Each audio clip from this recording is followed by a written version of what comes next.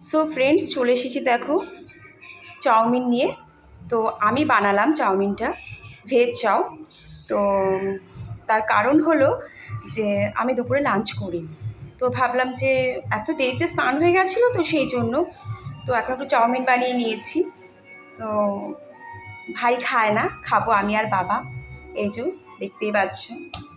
আর এটাতে কোনো সস কিছু দিইনি, জাস্ট টমেটোটা একটু বেশি দিয়েছি, আর ক্যাপসিকাম, বরবটি।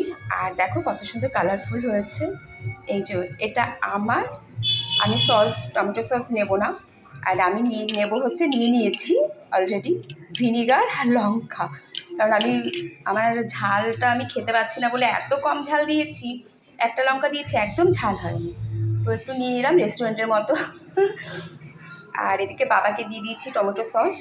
তো এটা বাবাকে দেবো অল্প, কারণ বাবা দুপুরে মাটন খেয়েছে, জানি না খাবে কি না, খাবে হয়তো, অল্প খাবে। তো আর একটু বেশি রয়ে গেছে, রেখে দেবো ফ্রিজে, কোনো ব্যাপার না। তো চলো, কেমন লাগছে আমার চাউমিনটা দেখতে?